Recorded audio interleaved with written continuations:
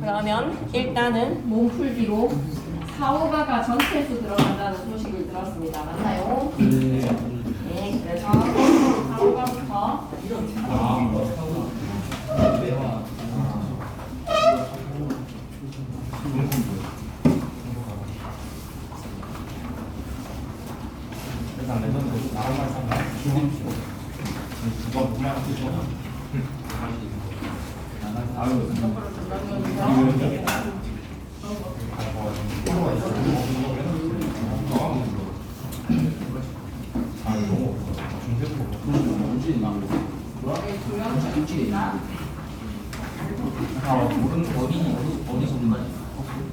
시작을 해 동호장학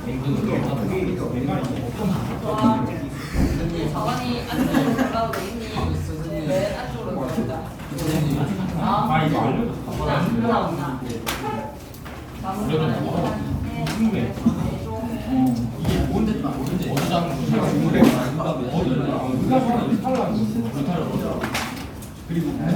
바쁘네. 그래서 금요일날 가벤집도 나갈게. 금요일 수업도 영상 보낼게. 꼭 들어줘. 정원이 거기 앉으면 대현이 여기 오너라. 조현이 여기 오너라. 없긴 한데 여기 항상 친이 들어왔다 얘가. 뭐 여기 좋잖아. 괜찮아. 부담감 줄여줄게. 멀어질게. 잘했죠? 강의 시작하겠습니다. 좌우가 요거를 좀 잘하고 있으면 이제 분위기가 잡힐 것이고, 오늘 문법 되게 어려운 부분들 최대한 많이 나갈 것 같거든요. 그래서 컨디션 좋게 나갑시다. 좌우가부터 들어가자. 4명의 친구 뭐뭐일까? 시작하자. 너무 자연 친화적인 삶을 살아서 소나무, 국화, 매화, 대나무가 친구입니다. 작가 이신희는 광해군 9년에 인목제비 폐위에 반대하는 상소를 올렸다가 67세의 나이에 함경도 회령으로 유배를 가죠. 그 후에 친구 이수일이 검은고를 보내오자 검은고, 풍류의 수단이겠지. 자신의 마음을 소나무, 국화, 매화, 대나무에 비유하여 가우가를 지었습니다. 제가 4명의 친구 체크 좀 하고 갈게요. 소나무 동그라미, 국화 동그라미, 매화. 근데 이거 생각나는 거 없어? 소나무 밑에 송설의 정신. 사자성어로 바꾸면 뭘까요? 송설의 정신, 소나무. 소나무 밑에 세한고절. 가장 극심한 추위에 세한 속에서도 높은 절개. 세한고절. 국화. 서리에 꽃을 피우는 국화. 오상고절. 부담 줄여주려고 이제 많이 멀어졌다 생각나. 좀 적어줘. 소나무 세한고절, 국화, 오상고절, 그리고 매화 나오셔야 되는데 매화 뭡니까? 우아한 풍치의 높은 절개, 아치고절. 대나무 밑에는 세한고절 적어주시면 됩니다. 소나무, 대나무 상록수라서 높은 지조와 절개, 아치고절 되겠습니다. 형만이 여기 앉도록 하여라. 자리 좀 비켜주도록 하여라. 창현이는 뒤에 산 사람 저희 자리 없는 거지. 그럼 앉아도 되는 거지. 창현이 어이구 거기 앉는 겁니다. 오케이. 나중에 친구 오면 좀 비켜줘. 그러면 시작해보자. 소나무 세한고절, 국화 오상고절, 매화. 맨 뒷자리 가면 되네. 맨 뒷자리 가면. 큰 책자. 내 이거 좀 갖고 가라 지훈아.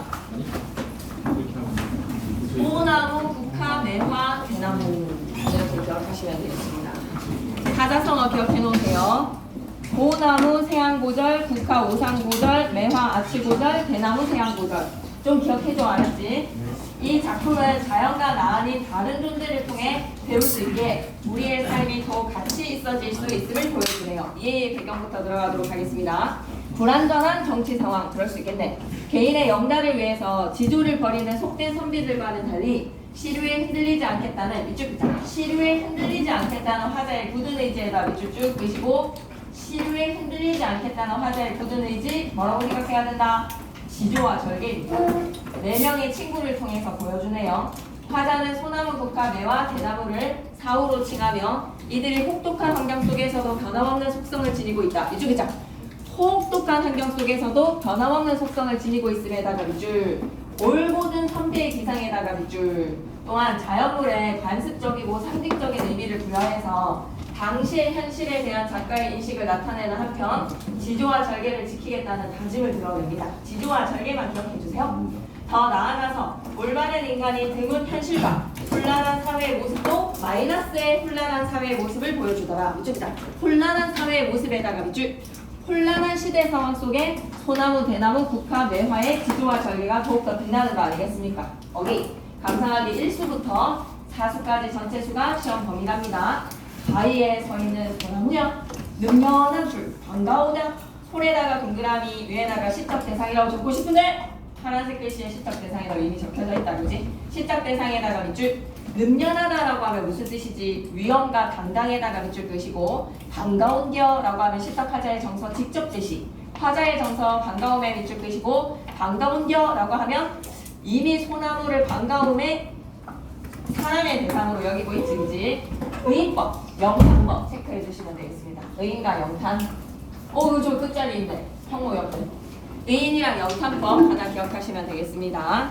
반가운겨 풍상에다가는 플러스 마이너스 풍상 밑에다가 마이너스 표시해 주시고 풍상을 겪어도 여의는 줄 전혀 없구나 여의는 줄 전혀 없다에다가 밑줄 끄시고 타격감이 1도 없구나 여의는 줄 전혀 없다에다가 밑줄 끄시고 플러스 마이너스 플러스 의연한 모습에다가 밑줄 움츠러들지 않는다.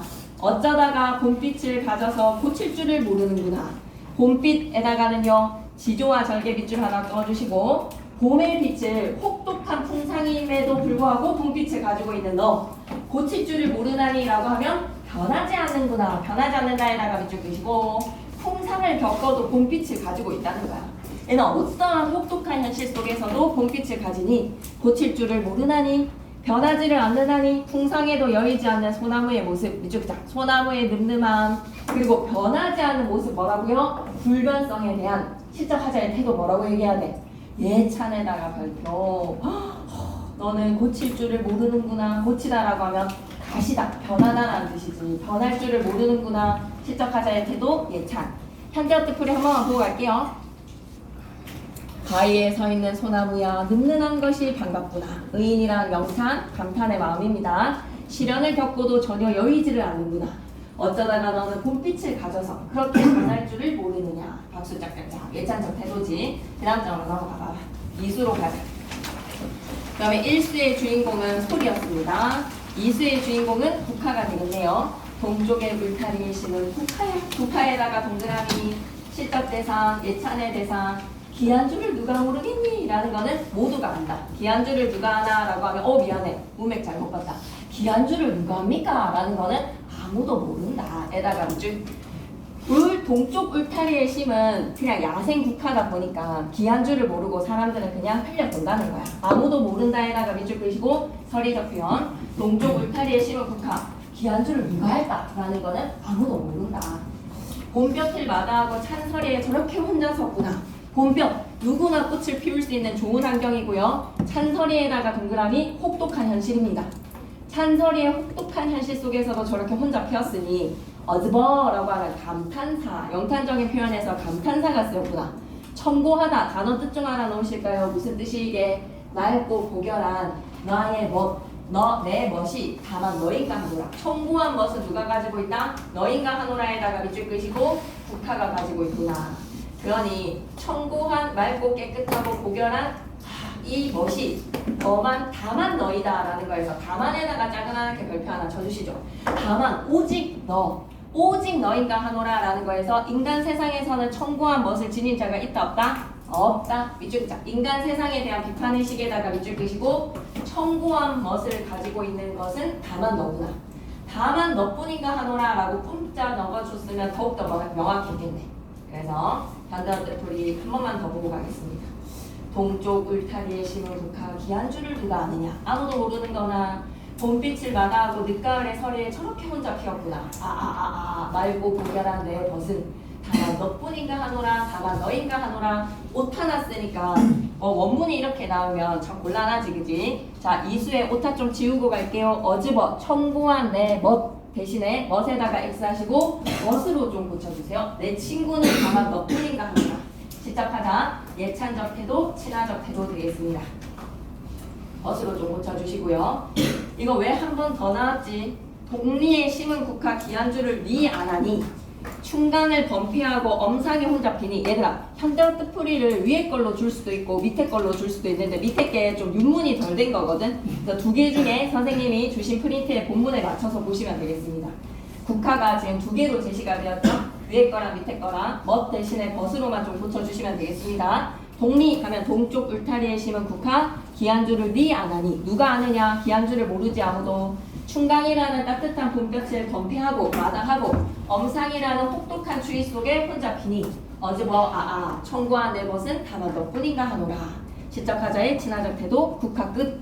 삼수로 가보자. 매화가 주인공이구나. 꽃이 무한한데 무한에다가 밑줄 끄시고 엄청 많은 꽃들이 있는데 그 중에서도 매화를 심은 뜻은 매화에다가 동그라미 역시 시적 대상.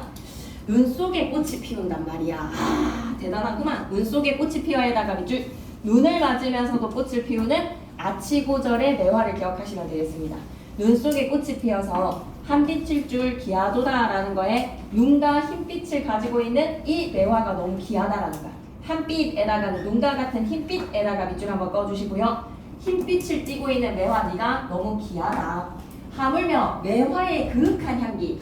3인국 송미인국 할 때 한번 나왔었는데 맨 뒤로 가 맨 뒤로. 3인국 송미인국 할 때 한번 나왔었는데 매화의 그윽한 향기라고 하면 뭐를 기억하시면 되겠습니까? 충충충 충성심의 마음을 기억하면 되죠. 매화의 그윽한 향기 다시 한번 더 체크. 절개와 지조에다가 밑줄.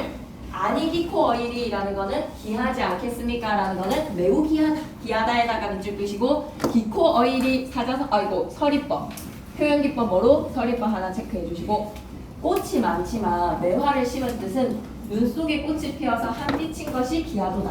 하물며 그윽한 향기 어찌 귀하지 않겠습니까? 매화의 그윽한 향기가 매우 귀합니다.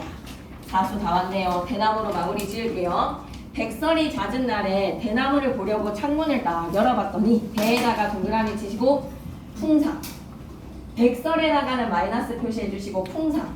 근데 그 백설이 휘어치는 날에 대나무를 보려고 창문을 열어봤어. 온갖 꽃은 못 피지. 이렇게 백설이 풍상이 섞어치는 날에 꽃이 필 수가 있겠어? 에이, 꽃은 못 피죠. 쉽게 지는 피고 지는 꽃에다가 밑줄 끄시고 가변적이고 연약한 대상. 그런 온갖 꽃은 간대없고 누구만 푸르다. 대숲이 푸르러세라에다가 물결 표시. 대숲이 푸르러세라라고 하면 대나무의 절개와 지조 푸르름을 백설이 잦아진 날에도 유지를 한다는 거야. 그냥 다 똑같은 얘기죠. 혹독한 현실 속에서도 푸르름을 유지한다. 혹독한 현실 속에서도 꽃을 피운다. 서리를 맞으면서도 꽃을 피운다. 어째서 청풍을 반겨서 흔덕흔덕 흔들리고 있느냐. 흔들흔들에다가 밑줄 끄시고 음성상징어 현대어 뜻풀이 볼게. 백설이 잦은 날에 대나무를 보려고 창문을 여니까 온갖 꽃은 피우지 못하는 이 날씨에 대숲만 푸르르구나. 상록수를 기억해 주시면 됩니다. 어찌하여서 저렇게 맑은 바람을 반겨서 흔들흔들 대나무야 너는 움직이고 있느냐라는 것으로 대나무 예찬 정리하기 해서 넘어가시고 오늘 문제 좀 풀고 질문할 것들 좀 하고 가세요. 오늘 같은 날 이런 날은 해야 되지 않겠나 싶습니다. 갈래는 밑줄 까죠. 정형시에다가 밑줄 끄시고 이런 게 이제 여러분 머릿속에 좀 정리가 되어 있으면 좀 공부가 되어 있는 건데 시조 우리나라 고유의 정형시 3장 6부 45자 어떤 갈래 다음에 시조가 만들어졌지? 고려시대 때 고려가요랑 경기체가라면 고려 말부터 쓰기 시작한 게 정형시 지역이죠. 그 필기를 정리를 해야 됩니다. 지금 우리가 하지 않은 게 김상경쌤의 그 시 앞에 부분에서의 개념 이론 정리 있지. 그걸 우리가 지금 안 했다는 사실을 잊지 말아주세요. 정형시, 형시조, 연시조, 서정시, 운문시. 연시조에다가 밑줄 끄시고 총 4수. 시적하자 성격 어때? 친화적. 성격에 친화적 하나 빠져서 아쉬워. 예찬적 옆에다가는 친화적. 계속 대나무, 소나무, 매화, 국화 친구라고 자랑스러워 하잖아. 예찬적 옆에다가도 뭐라고 적어놓자? 친화적. 그리고 대나무, 소나무, 매화, 국화가 단순한 자연물이 아니라 지조와 절개의 상징적 소재입니다. 상징적에다가 밑줄 끄시고 이런 지조와 절개의 정신을 뭐라고 하죠? 지사적이다. 뜻집자의 선비사자 사용해서 지사적이다 라고 하면 뜻이 있는 선비. 주제는 사우한, 사우, 4명의 친구의 고결한 기품을 예찬을 합니다. 고결한 기품에다가 밑줄 지조절개 시적화자가 이걸 볼 줄 안다는 거는 시적화자도 지조와 절개를 지니면서 살고 싶다는 거지. 자, 4명의 친구 소나무, 국화, 매화, 대나무의 덕성을 예찬을 하는데 순서 보시고 빈칸 뚫어져 있으면 메꿀 수 있을 것 같아요. 눈을 맞으면서 꽃을 피웠다라고 하면 빈칸에 매화 집어넣으실 수 있을 것 같습니까? 그 다음에 운명하고 반갑다, 어쩌다 봄빛을 가져서 고칠 줄을 모르는구나, 풍상을 겪어도 열 줄을 모르는 존재라고 하면 솔 집어넣으실 수 있겠습니까? 그래서 매수마다 솔, 그 다음에 국화, 국화는 서리를 기억해 주시고, 국화는 서리를 기억하고, 그 다음에 매화는 뭐를 기억해야 되겠다? 그윽한 향기. 매화는 냄새가 끝내주거든. 그윽한 향기. 그 다음에 대나무는 뭐라고? 대숲이 푸르러세라 해서 푸르러를 기억해 주셔서 상록수를 기억해 주셔야 되겠습니다. 상록수를 기억해 주고 소나무는 여인주를 모른다. 왠지 찝찝한 거, 얘가 무슨 노래인지 누구를 향한 노래인지를 빈칸을 뚫어놓으면 여러분이 눈치채 주셔야 되겠다. 표현상의 특징에서 흔들흔들 이런 것도 기억해 주시고 허니 힘내라 계속 갑니다. 따뜻한 봄볕에다가 밑줄 끄시고 이건 요강에 똥 싸는 거야. 따뜻한 봄볕은 누구나 꽃을 피울 수 있고 누구나 요강에 똥 싸는 환경입니다. 하지만 혹독한 현실은 차가운 서리에다가 가로로 묶으시고 그러니 혹독한 현실과 요강에 똥을 싼다라는 상반된 이미지를 통해서 국화야 너는 서리를 맞으면서 피우는구나. 의문의 형식에다가 밑줄 서리적 표현 정말 많이 사용해서 의도 강조하죠. 개별적 배경에다가 밑줄 끄시고 추위의 혹독한 이미지 국화는 가을입니다. 대상의 속성을 효과적으로 드러내고 소나무, 국화, 매화, 대나무의 덕성을 노래하며 거기 속에 작가의 가치관도 드러납니다. 작가의 가치관에다가 밑줄 삶의 자세에다가 밑줄 자신의 마음을 소나무, 국화, 매화, 대나무에 빗대어서 지조와 절개를 지키겠다는 다짐을 한다. 자연물의 관습적이고 상징적인 의미 누구나 사대부 중에서 국화 보면 그래요 오상고절이죠. 매화 그리면 맞습니다 아치고절입니다. 이 모르면 조금 약간 선비 맞나? 유생 맞나? 고개가 끄덕끄덕 약간 가로저어지는 거야. 관습적 상징적 의미에다가 밑줄 누구나 다 아는 의미죠. 당시 현실에 대한 작가의 생각을 드러내는 것은 인목 대비 회의 사건에서 이 박쥐 같은 새끼들이라는 지조절개 없는 놈들에 대해서 바퀴를 좀 날리고 싶겠지. 자연물이 지닌 속성에다가 밑줄 숭고한 정신적 가치에다가 밑줄 그래서 꼭 대비되는 시어를 체크해 주시고 시련을 이겨내고자 하는 다짐이 드러나더라. 뒤에 있는 문제는 언제 푸셔야 되겠습니까?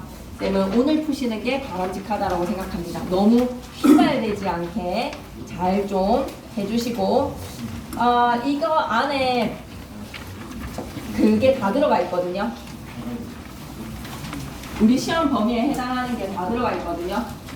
그래서 여러분의 교과서 플러스 얘를 머릿속에 이런 말 너무 미안한데 외워라 얘들아. 암기 과목 아무리 사고력이 뛰어난 친구도 이건 안 외우면 그냥 틀리는 것이다. 근데 내가 모의고사 4등급 뜬다. 근데 내 국어 국어만큼은 받고 싶다. 이것만 외워주시면 90점 밑으로 나오면 내가 자우지 잠디지 알게. 그냥 이 프린트 다 외웠는데 왜 저의 점수는 70점대입니까? 있을 수가 없는 일이다. 있을 수가 없는 일이다. 절대로 있을 수가 없는 일이다. 자, 학교 필기 여러분들요. 학교 필기 플러스 뭘 하자? 없나요? 창현이 이거 처리를 못하는 뭐라고? 이게 처리를 못하는 이 처리? 없는 사람 손, 지금 다른 프린트 없는 사람 손 한 개 남진 않습니까 여러분? 다 돌아갔죠? 남는 거 있습니까? 감사 우리 누가 그 남는 거야? 그러면 승일이 거 여기 있네. 자 이제 본격적으로 시작해볼게. 만약에 내가 오늘 너무 피곤하다라고 하면 영상이라도 제가 잘 듣고 뺨을 막 때려버려. 자 지금부터 시작이다 알았지? 그냥 학교에서의 필기를 가지고 총정리할 거거든. 총정리는 일단 금요일날 시험 치고 나서 금요일날 부를게.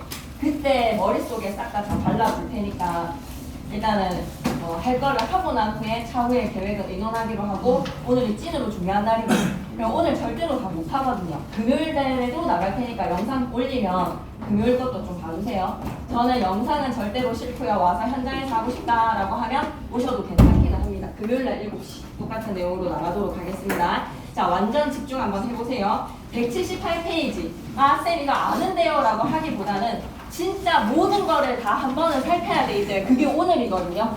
모든 거의 단계를 다 밟는다라는 생각으로 너무 쉬워도 해야 합니다. 그래서 이거 듣고 그냥 여기 달려있는 문제도 다 푸시고 쌤한테 피드백 받으면 되겠죠. 훈민정음의 제자 원리는 무조건 한 개 됐을 것 같아. 근데 필기 했지? 네, 필기 봤거든. 그래서 이거는 진짜 하나는 나와. 하나는. 간다. 한 문제에 3점 몇 점? 이거 하나의 문제를 위해 이 내용을 다 외워야 된다라는 생각으로 훈민정음의 단어 뜻 좀 봐줘. 백성을 가르치는 발음소리에다가 밑줄 끄시고 그래서 한글의 다른 이름이 뭐였다? 훈민정음이었어. 백성을 가르치는 발음소리. 세종대왕께서 언제 만드셨지? 1443년에 창제하시고 반포는 1446년. 한국인이라면 이 정도는 좀 외워놓자. 그럼 이제 제자원리 본격적으로 들어갈게. 제자원리는 자음과 모음이 기본적으로 상형의 원리야. 상형의 원리에다가 밑줄 끄시고 그렇게 기본자를 만들고 난 후에 초성의 자음 같은 경우에는 가획의 원리, 모음 같은 경우에는 합성, 쉐이킷 하자는 거지. 서로의 성질을 합쳐라. 합성의 원리인데 김상경 쌤이 합용이라고 장난질을 칠 수도 있겠죠. 합용은 어디에 쓰이는 거고 합성은 어디에서 쓰이는지 좀 구분하셔야 됩니다. 여기에서는 합성의 원리입니다. 기본자 만들고 난 후에 자음은 가획, 모음은 합성입니다. 합용 아닙니다. 그러면 초성의 자음 글자는 발음 기간의 모양을 본떠서 기본 글자를 만들었다. 초성의 자음은 일단 뭐다? 발음 기간을 본떠 만든 밑에다가는 상형, 발음 기간을 본떠 밑에다가는 상형. 그리고 중성에서는 끝소리에서의 자음은 초성에 쓰인 글자를 다시 한 번 더 사용하자라는 거에서 종성을 만들었다 안 만들었다? 종성은 안 만들었습니다. 이걸 우리는 뭐라고 하지? 종성 부용 초성이라고 합니다. 종성 부용 초성에다가 밑줄 끄시고 가운데 소리는요 천지인의 삼재를 본떴습니다. 천지인을 본떠라는 거에서 삼재를 본떴다. 본떠 밑에다가 다시 한 번 더 상형. 그러니 기본적으로 상형 들어가고 거기에다가 가획 합성. 1번부터 내려가보자. 초성이라고 하면 처음 초자의 소리, 첫 소리는 17글자입니다. 어떻게 17글자가 나오는지 한번 봐봐. 본뜨기는 본뜻에 상형을 하는 그 대상이 뭐였다? 발음기간 상형. 자음은 발음기간을 좋은 기간의 모양을 본뜬다. 좋은 기간에다가 밑줄 초콜릿은 뭐만 사용? 가나만 사요라고 외우자. 너무 유치하지? 그래서 혓뿌리가 목구멍을 턱하니 막는 모양 그, 혀끝이 윗잇몸을 닿는 모양 느, 입의 모양 니은, 치아의 모양 시오, 목구멍의 모양 이응의 5글자의 기본자를 본뜨고 기본자를 만들에다가 밑줄. 기본자를 만들 때 다시 한 번 더 우리 손으로 상형. 그래서 그 기본자에다가 획을 더하면 소리가 세지는 거야. 기본자에 획을 더해 가획자를 만든다. 과획자에다가 밑줄 한번 꺼주시고 9개라고 쌤 필기 되어 있는 거 여러분도 덧대주시면 안 될까요? 5 기본 글자, 5글자, 가획자 9글자. 그래서 총 14글자. 그렇게 획을 더하면 소리의 세기가 세지는데 여기에 획을 더했음에도 불구하고 소리의 세기가 세지지 않는 이런 놈들을 우리는 뭐라고 하지? 돌놈이라고 해. 돌놈. 이 돌놈 글자 세 글자를 체계가 다르다라고 해서 이체자라고 부르는데 이 체자 세 글자 합쳐져서 5 플러스 9 플러스 4 총합 17글자. 세종대왕 28글자를 맹간혼이에서 28자에 자음은 17자 포함되네요. 표를 그대로 외워주시면 객관식 문제로 무조건 내든지 빈칸을 뚫어서 거기 빈칸 안에 들어가는 말을 물어보든지 2문제까지는 아닐 것 같습니다. 한 문제는 근데 진짜 반드시 오른팔을 걸도록 하겠어요. 네. 그래서 혓뿌리가 목구멍을 맞는 모양 그, 거기다가 획을 더해서 흐, 혀끝이 윗잇몸에 붙는 모양 느, 거기서 획을 더해서 드트, 르까지인데 획을 더해봤자 르는 소리의 세기가 세지지 않은 거야. 입술 모양 무, 획 더해서 불프, 그리고 이의 모양 스, 획 더해서 즈츠, 반치음은 획을 더했는데 소리의 세기가 세지지 않은 거야. 목구멍에 이응과 열이 히읗 그리고 히읗까지. 괜찮니? 이 채자에 있잖아. 이 채자 꼭지 달려있는 예디응에다가 별표 3개 얘를 후음으로 보내지 않아야 한다는 거를 명심하셔야 됩니다. 이 채자에 예디응이 어금니 소리에서의 아음이지 뭐는 아니라는 거 후음이 아닙니다. 후음의 마지막 줄에 히읗 옆에 예디응이 들어가 있지 않다라는 것을 여러분이 좀 기억해 주셨으면 좋겠어요. 예디응은 후음이 아니라 뭐다? 아음이다. 르는 설음이라는 거 외울 수 있거든요. 드라는 반침은 침이라는 거 외울 수 있거든요. 그런데 예디응이 꼭지가 달려있는 이응계통이니까 후음 쪽에 보내면 되겠네 라고 표를 여기에다가 메꿔버리시면 곤란하다. 곤란해. 그러면 다음 끝 허무하지. 5 더하기 9 더하기 4 됐지. 5 더하기 9 더하기 3 됐지. 중성으로 갈게. 중성은 역시 상형인데 본 뜨는 대상이 발음의 기간이 아니라 뭐다? 기본 요소 3제에다가 밑줄 천지인이 되겠습니다. 기본 요소 3제에다가 밑줄 천지인에다가 밑줄 한번 떠주시고 상형을 해서 만들고 난 후에 하늘이 둥근 모양 아래야 땅의 평평한 모양 사람이 서 있는 모양 기본 짝끼리 이 말 너무 중요하다. 합성을 하되 아래아랑 으랑 이랑 기본 짝끼리 결합에다가 밑줄 그걸 밑에 이쁘게 적어. 합성. 기본 짝끼리 섞어를 뭐라고 한다고? 합성. 그래서 제일 먼저 합성시킨 거 초출자 4글자, 제출자 4글자가 만들어지는 겁니다. 초출자에다가 아래아 더해서 제출자가 만들어지는 거야. 나 이런 거 왜 이렇게 객관식에 나올 것 같지? 기본자에 아래아 한 번 더해서 아닙니다. 초출자에 아래아 한 번 더 더해지면 제출자가 되고요. 기본자끼리 결합해서 초출자 만들어지는데 기본자끼리 어떻게 더했는지 한번 봐봐. 아래아랑 으랑 합쳐져서 오, 이랑 아래아 합쳐져서 으랑 아래아 합쳐져서 우, 아래아에다가 이 합쳐져서 어가 만들어져. 여기 초출자에다가 아래아 한 번씩 더 더하면 요야 유여 만들어지는 거야. 괜찮지? 오케이. 그 다음에 이제 여린 히읗이 히읗보다 여린 소리, 반침이 유성 마찰은 예디응은 종성에서 발음되는 NG의 발음, 아래아는 아랑 어의 중간 발음이니까 뭐 어떻게 발음하는지는 지금 알 수는 없어. 왼쪽 귀퉁이 봐봐봐. 가획자라고 하면 밑줄거 획을 더하여 만드는 글자에다가 밑줄 획을 더하면 소리의 세기가 세져야 되는데 소리의 세기가 세지지 않으니 이채자입니다. 획을 더해봤자 소리의 세기가 세지지 않는다. 이채자로 보내셔잉. 이채자는 다른 형태의 글자, 체계가 다르다는 거야. 다른 형태의 글자에다가 밑줄 획을 더해 소리의 세기를 나타내는 가획의 원리에는 벗어났다. 예디응, 르, 반침까지. 괜찮습니까? 네. 한 문제 나올 것 같고요. 179페이지 종성. 종성은 별도로 만들지 않겠다. 이쪽이죠. 초성으로 쓰는 글자를 다시 사용에다가 밑줄 종성부용 초성 되겠습니다. 종성부용 초성 됐어. 그 다음에 돋보기의 내용으로 가보자. 하셨을 것 같거든. 수업 시간에 일단 필기가 다 끝나야 돼. 그래서 지금 일단 이거를 이거 해놓는 거는 이제 기본 베이스를 다 깔아놓고 그 다음에 학교 필기에서 완벽한 더 직결되는 내용에서 수업 시간 하실 건데 돋보기에다 크게 별표 쳐져 있죠. 예, 우리도 별표 표시합시다. 종성부용 초성이 뭡니까? 라고 하면 훈민정음 제자 원리에서 종성을 운용하는 방식에 종성에 올 수 있는 애들은 초성에 오면 종성에 다 올 수 있습니다 라는 것으로 창제 초기에는 종성부용 초성이었어.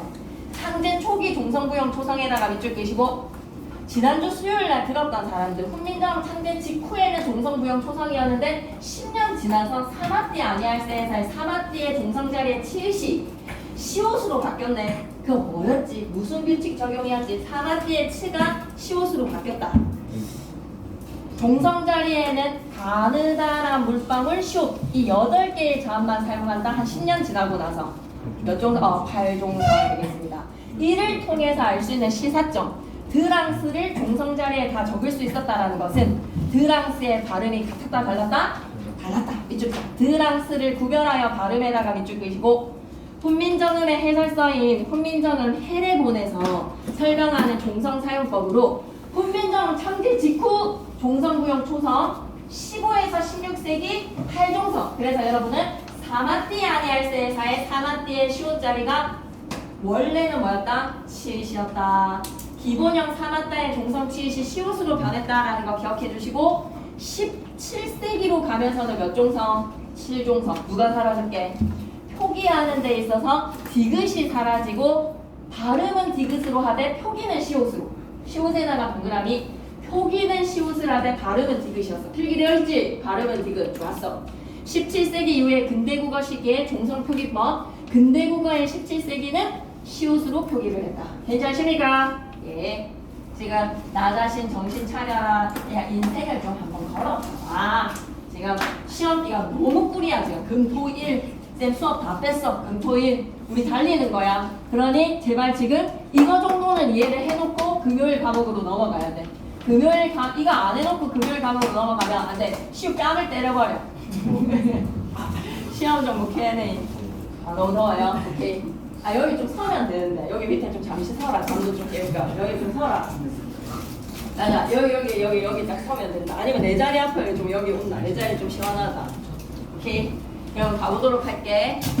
시험 정보 Q&A 한번 가겠습니다. 지금 최고 파워폭으로 틀어놨는데 어쩔 수 없는 상황에 혹독한 현실에 지조와 절개의 정신을 발휘해 보자. 훈민정음 중에서 지금 사용하지 않는 글자는 무엇인가요? 알고 가셔야 됩니다.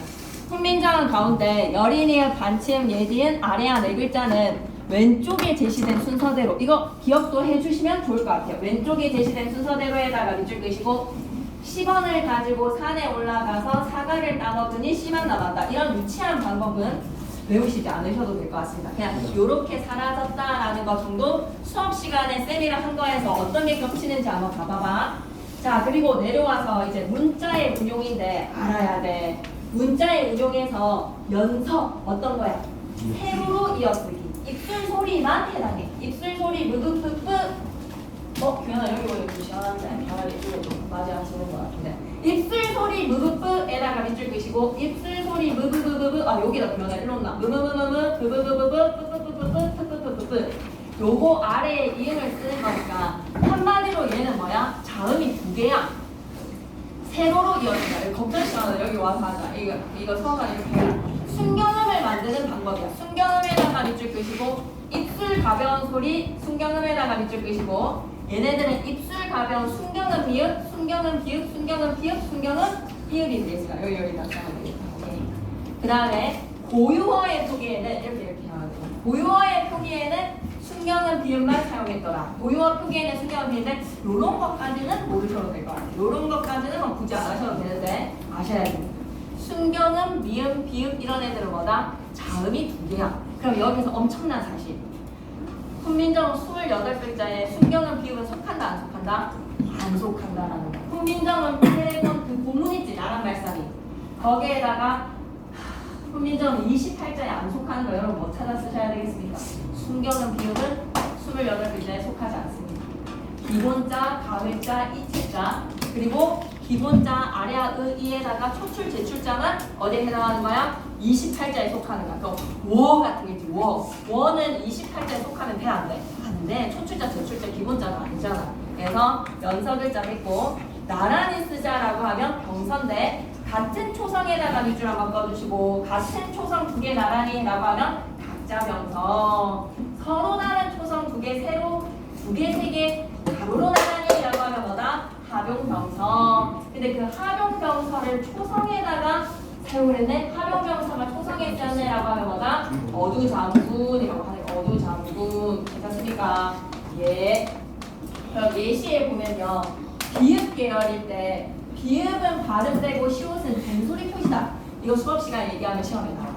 이걸 밑줄 쭉 끄시고 수업 시간 확인이라고 좀 적어 놓을게요. 수업 시간에 얘들아 은은 어떻게 발음했다는 거야? 의의 음가를 지녔고 시옷은 발음을 하는 애가 아니라 뒤에 된소리로 발음하라는 거야. 그러니까 으꾸 되겠지. 으끄 그리고 으뜨 되겠지. 비음은 발음을 하고 시옷은 된소리로 발음하라는 뜻이다. 이 말을 좀 기억해 놓으시고 김상현 쌤이 수업 시간에 건드리는지를 한번 봐봐. 붙여쓰기 초성에 중성을 붙여서 한 음절을 이루고 중성은 초성의 아래쪽이나 오른쪽에 이거는 뭐 지금 현대국어랑 똑같기 때문에 여러분이 헷갈리지 않을 거라고 생각합니다.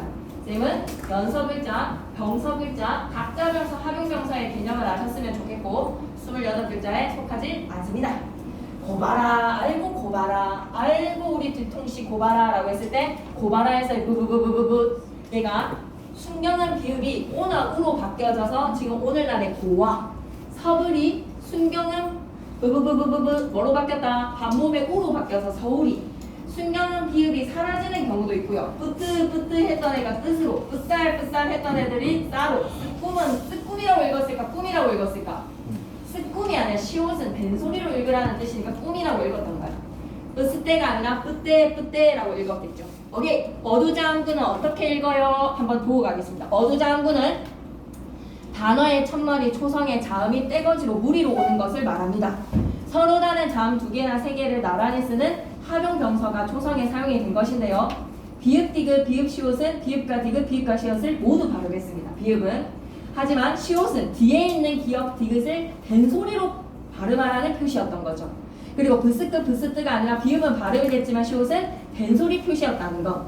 다만 지금은 이런 발음을 제대로 할 수 없기 때문에 편의상 마지막 음운을 여러분이 된소리로 읽어주시면 되겠습니다. 체크하시고 갈게요. 비읍계 어두장군에다가 동그라미, 얘네들도 다 된소리로 바뀌었다라는 것으로 뒤에 거는 생략하고, 비읍계 어두장군은 비읍을 발음을 하고, 시옷계 어두장군은 뒤에 초성을 된소리로 발음하라는 뜻이었다. 이 정도만 알아놓으시면 어머나 180, 181 풀어야 되겠어? 안 풀어야 되겠어? 당연히 풀어야 되겠지. 그 다음에 이제 182로 간다. 자, 이거를 가려놓으면 세종어제 훈민정음이랑 용비어천가는 막 그냥 이해됩니다. 그냥 이거를 외워놓으시고 그냥 약간 기본 개념을 알면 적용하기는 그냥 껌입니다. 자음의 변화로 갈게요. 여린이은 훈민정음 창제 직후! 창제 직후에다가 밑줄 처음부터 있었다는 거지. 창제 직후에다가 밑줄. 그러다가 사라지기 시작했다. 여린이은 여러분이 봤던 여린이은 어디 경우에서 봤습니까? 동국정식 한자음 표기에다가 밑줄 그시고, 월과 같이 일과 같이 리을로 끝나는 한자음 뒤에 여린이은 들어갑니다. 그리고 밑줄 그냥 관형사형언이 리을에다가 밑줄. 얘가 된소리내기 27한 기억나니? 관형사형 전사음이 리을 뒤에 그드브스쯤 오면 끄트브스쯤 됐던 거. 만날 사람, 할 것. 관형사형언이 리을 뒤에 왜 그드브스지가 다 된소리로 발음이 났냐? 옛날에는 여린 이릇이 된소리로 발음을 하라는 표식으로 붙었어. 그래서 말하고자 할 바가 있어도 라고 했을 때 말하고자 할 뒤에 여린 이릇 있는 거 우리 본문이거든요. 말하고자 할 바가 있어도 갈 길 못할 놈이. 여린 이릇은 뒤에 된소리 부호로 기억해 주시고 절음 부호도 됩니다. 여기 서면 되겠네.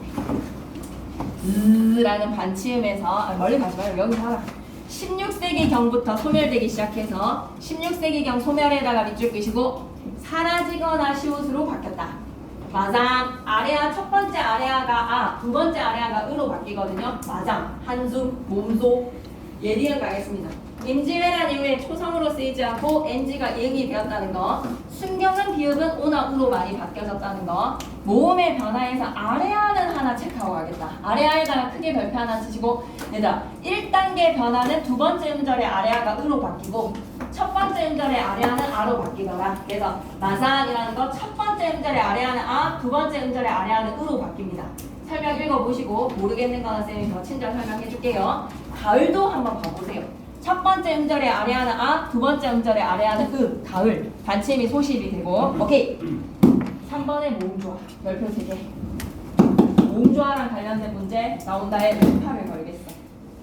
모음조화에다가 별표 3개. 이 개념을 모르는 사람은 시험 치러 가지 말자. 양성모음은 어감이 밝고 산뜻합니다. 밝고 산뜻에다가 밑줄 외워야 돼. 아래아랑 오랑 아랑 끼리끼리. 그래서 깡총 깡충 하면 좀 어색해. 깡충 선생님 쓰는데요 라고 하면 그러니까 몸조화가 현대국어에서 파괴가 돼서 그래요.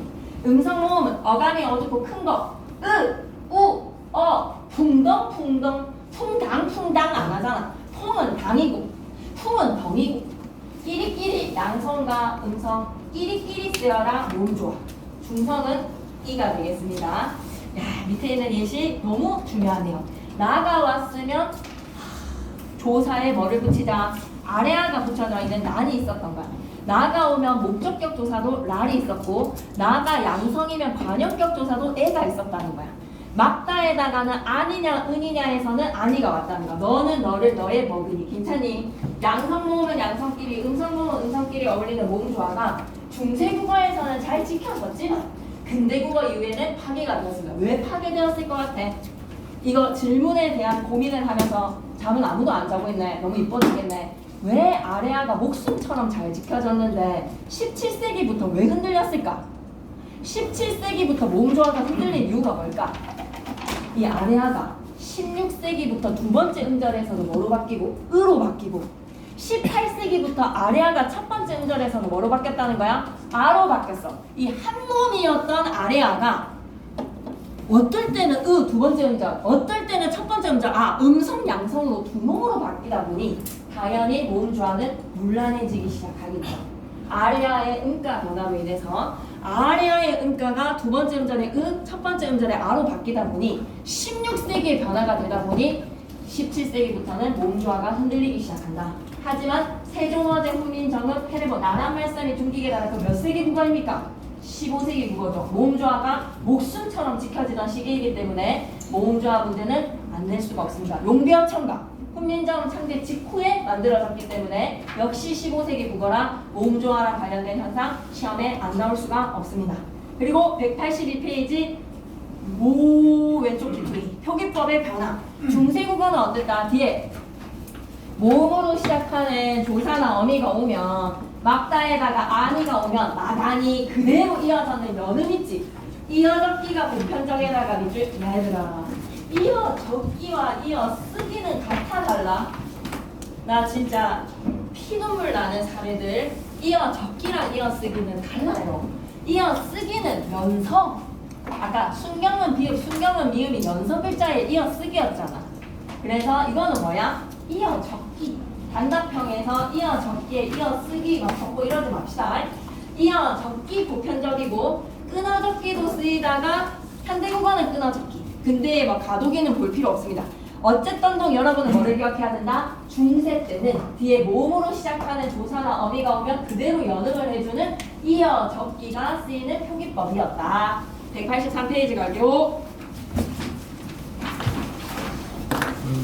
어쨌든 김상현 쌤이 이거 작년에 수업 교재로 사용을 하셨으니 참조 안 삼으시면 아쉽지만 참조 삼으실 수도 있다라는 가능성으로 어서와요. 환영해요. 표기법의 변화 가겠습니다.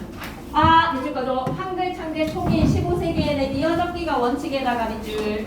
그런데 16세기부터는 과도기적으로 끊어적기가 쓰였는데 우리 시험 범위가 16세기가 없어. 그래서 우리는 이어적기를 많이 보게 될 겁니다. 과도기적 표기라고 할 수 있는 거듭적기도 사용이 되었고요. 근대국어 시기에는 이어적기, 끊어적기, 거듭적기가 모두 혼재하게 되었다. 이어적기는 한 음절의 종성이 뒤에 몸으로 시작하는 조사나 어미가 오면 다음 자의 초성으로 그대로 연음해서 적어주자.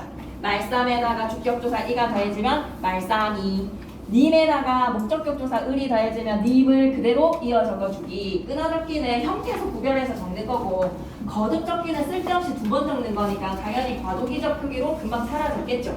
님을 거듭적기 이해하시면 되겠습니다. 문법의 변화로 가보실까요? 의문형 종결어미. 중세국어의 의문문에는 주어의 인칭이나 인칭에다가 밑줄, 의문사의 유무에다가 밑줄. 종결어미나 의문 보조사가 좀 달라졌어. 주어가 2인칭인 경우에다가 별표 치자. 이거는 고전 시가에서 너무 많이 나오잖아. 너는 어찌 핀다라고 하면 어떻게 해석해야 돼? 너는 어찌 핀다라고 하면 어떻게 해석해야 돼? 2인칭 주어 너에다가 어찌 핀다에서의 현재 시제 선어말어미 니은에다가 종결어미 다가 아니라 너는 어찌 피느냐. 그렇지. 는다랑 니은다는 의문형 어미로 해석해 주셔야 되고요. 주어가 2인칭이 아닌 경우에서는 그럼 주어가 2인칭이면 무조건 니은다랑 는다가 되는 것이고 판정의문이라고 하면 밥 먹었나? 예 아니오의 대답을 필요로 하는 의문사가 없는 의문문입니다. 이럴 때는 밥 먹었나? 라는 아계열입니다. 경상도 사투리에 그 흔적이 남아있네. 아계열의 의문형 어미에다가 밑줄 이 딸이 너희 종이가 라는 거에서 종 뒤에 뭐를 붙인다? 보조사가. 선생님 이거는 왜 어미가 아니라 보조사입니까? 라고 하면 정말 똑똑한 질문을 던지는군요. 종이라는 체언 뒤에 붙었으니까 가가 어미야 아니면 조사야? 종이 명사라는 말인즉슨 뒤에 가에 어미가 붙을 수 있어 없어? 체언 뒤에 어미가 어떻게 오겠니? 어미는 어간 뒤에 와야지. 종이라는 명사 뒤에 붙은 가는 뭐라고 생각해야 돼? 조사라고 생각해야지. 의문 보조사. 설명 의문문에 의문사가 있는 경우는 어디 가노? 누구고? 의문사가 있는 경우에 설명 의문문은요 경상도 사투리에 그 흔적이 남아 있습니다. 5개월의 의문문. 네 스승이 누구라고 하면 누라는 대명사 뒤에 고라는 보조사를 붙이는 거야. 어떠한 고, 어디 있나요? 의문사가 있으면 5개월. 의문사가 없으면 아계열. 주어가 2인칭이다라고 하면 니은다랑 는다. 오케이? 좀만 참자. 2번의 격조사. 이제부터 이제 진짜 되게 중요하거든. 격조사에다가 별표 3개. 이게 이제 단답형으로 얼마든지 건드려질 수가 있어. 아 진짜 이번 시험 범위 괜찮은 것 같아. 좀만 힘내봐봐. 자, 현대국어에서는 이와 가의 환경을 좀 설명해봐. 의문문적 형태 이와 가를 어떻게 쓰이고 있는지 설명해봐. 어떨 때는 이가 오고 어떨 때는 가가 와. 이런 걸 우리는 의문 환경에 따라서 달리 쓰이는 의문론적 이형태라고 해. 뭐라고 얘기해야 되지? 의문론적 이형태의 이랑 가는 설명해봐. 어떨 때 이가 오고 어떨 때 가가 오는 거야. 한번 생각해봐봐. 만약에 서술, 그렇지. 받침이라고 했는데 조금 더 우리가 뭔가 이 단답형의 답을 적는다라는 기분이라면 뭐라고 적을래? 앞체연의 종성의 유무에 따라서, 그지? 앞체연의 종성이 자음이냐 몸이냐에 따라서, 그지? 앞체연의 종성 유무, 앞에 말이 자음으로 끝났다라고 하면 이가 오고, 앞에 말이 몸으로 끝났다라고 하면 뭐가 오면 돼? 가가 오면 되지. 근데 가는 17세기 이후에 나타났어. 그럼 우리 시험 범위 중세국어에서는 주격조사 가가 있었다 없었다? 없었어. 네, 이건 진짜 지금까지 시험에서 늘 나왔던 내용입니다. 주격조사뿐만 아니라 모든 격조사를 다 포함해서. 자, 이제 가볼게요. 자음으로 끝났으면 똑같이 뭐가 오면 된다? 이가 오면 돼. 그리고 이어적게 하면 돼. 사람이 이어적게 하면 돼. 앞에 말 자음으로 끝나면. 그런데 앞에 말이 몸으로 끝나면 짝대기 이를 세우자. 호진 뒤에는 뭐 와야 되겠니? 이가 와야 되겠지, 그지? 서경 이, 대현 이, 거의 다 니은으로 끝나는구나. 얘네들의 이름이. 상민 다 니은으로 끝나죠. 정헌 다 니은으로 끝나죠. 상현 다 니은이네요. 근데 신우 뒤에는 뭐 해야 되는 거야? 짝대기 이를 세우는 거야. 신우라는 거에서 신위라고 있는 게 아니라 신우이라는 거에서 주격동사 가의 역할, 신우 이름 뒤에는 뭐를? 짝대기 이를 세우는 겁니다. 오케이? 되는 거죠. 그 다음에 생략은 어떨 때? 이모음으로 끝나는 경우가 이모음으로 끝나는 거. 주미 이 친구 이름 뒤에는 짝대기 이를 세우면 이런 거 존재해야 안 해. 이런 자음이 없으면 어떻게 하자는 거야? 그냥 생략하자는 거지. 생략해도 주격조사 있는 것처럼 읽어주는 거야. 주미가 이렇게 읽을 수 있다라는 거죠. 아시겠습니까? 시험에 나옵니다. 셈이라는 명사 뒤에 이, 공자 뒤에는 짝대기 이, 부리는 어떻게 해야 되겠어? 뿌리 깊은 나무 부리 뒤에는 주격조사를 어떻게 하자? 생략하자. 시험 정보 Q&A 너무 읽고 싶지만 여러분이 미쳐가기 때문에 읽을 수가 없는 슬픔의 마음을 표현하면서 복습할 때 한 번씩만 읽어주시고 184페이지 가도록 하겠습니다. 문제 너무 좋거든요. 네. 문제 너무 좋으니까 184, 185 안 푸시면 안 되겠습니다. 풀면서 이제 이것들이 이해가 되실 거예요. 186페이지로 가시죠. 자, 이제 186페이지는 목적격 조사예요. 목적격 조사는 의문문적 형태가 꽤나 복잡해. 앞에 말이 자음으로 끝나면 뭐가 와야 되겠다? 을. 앞에 말이 모음으로 끝나면 뭐가 와야 되겠다? 를. 근데 거기에다가 뭐까지 신경 쓰자? 양성과 음성까지 신경 써서 양성인데 받침 있는 체언이라면 아예. 음성인데 받침 있는 체언이라면 을. 양성인데 받침이 없는 모음으로 끝났으면 라이. 음성인데 받침으로 끝나는 게 아니라 모음으로 끝났으면 르이 된다는 거지. 이거 이해할 수 있겠니? 예, 이거 이해 안 되면 쌤한테 이제 1대1로 물어보시면 되는 거예요. 아시겠죠? 네, 이번 주 불토 1 만나봅시다. 관역격 조사 갑니다. 현대국어의 의와 달리 중세국어에서는 모음조합까지 반영해서 애랑 의가 있었네. 나란 말싸미에서 또 뭐도 있었다는 거야? 시오까지 관역격 조사였대. 그러면 유정명사는 뭐야? 유정명사. 피 흘리는 애들이라고 생각해줘. 동물. 피를 흘리는 명사인데 앞에 말이 양성이야. 사람에다가는 양성이니까 애가 와서 이어적게 하면 돼. 사람. 그런데 거북이 같은 경우에는 피를 흘리는 유정인데 음성이면 거북이. 이런 거 이제 이해를 하셔야 됩니다. 이거 집어넣으라고 해서 이어적기까지 하는 거 단답형 문제로 얼마든지 낼 수 있습니다. 수업 시간 필기를 좀 더 지켜볼 건데요. 시옷은 어떨 때 썼다? 무정명사대, 나란 말싸미에서의 나라, 그리고 높임의 대상이 존칭의 대상이라면 시옷을 사용할 수 있었어. 사슴 좋다, 피 흘리지, 그러면 양성이니까 애. 나라는 무정명사니까 시옷을 넣어주는 거야. 괜찮니 여기까지? 오케이. 그 다음에 부사격 조사 초소는 현대국어의 애와 달리 중세국어에서는 몸조화를 반영한 아이의 애랑 어이의 애랑 그리고 예가 있었다는 거야. 예. 가볼게. 양성모음으로 끝난 체형. 양성모음으로 끝나는 발아는 뭐였을까요? 발아래 가다니 용비어천가에 나오거든요. 바다에 발아래다가 양성이니까 에, 그 다음에 꿈에다가 에 왔다는 거. 그리고 이 모음으로 끝나면 어떻게 해주면 되겠다? 얘가 되는 거지, 그지? 예. 그래서 이런 거 이해 안 되면 이제 쌤이랑 같이 푸는 겁니다. 그냥 일단 쭉쭉 넘어갑니다. 왜냐? 뭐 풀어봐야지 이해가 되는 부분이니까요. 187! 187에 현대국어랑 비교 가능해. 왜? 현대국어 이미 쳤잖아. 현대국어 1학기 때 이미 했던 내용이기 때문에 접목시켜서 낸다라고 해도 전혀 이상하지 않아. 높임의 선어말어미 시가 뭐가 있었다? 주체 높임의 선어말어미 시 있었다는 거야. 지금 현대국어에서도 주체 높임의 선어말어미 시 있습니다. 자음으로 시작하는 일반적인 어미 앞에 가시니, 근데 샤는 아어로 시작하는 모음어미 앞에서 사용이 되었다는 거니, 야, 이거 설명은 가샤오대라고 하면 가샤대에서 선생님 대로 끝났는데요 라고 하면 오가 생략됐다라는 걸 좀 알아놔야 돼. 이거는 사례로서 기억해. 사례로서 가샤대. 그리고 이번에 객체 높임의 선어말어미에다 별표 3개 쓰시고 옆에다 수업시간 확인. 그러니까 만약에 이제 김상경 쌤이 이걸 설명을 안 하고 넘어가시면 우리 본문에는 없어. 용기학 참가를 했나? 안 했나? 근데 너네 진도가 다 나간 게 아니잖아. 국민정 후민정 다 했나? 목적격 조사는 좀 했네. 무정명사 이것도 했네. 부사격 조사도 했네. 얘도 했네.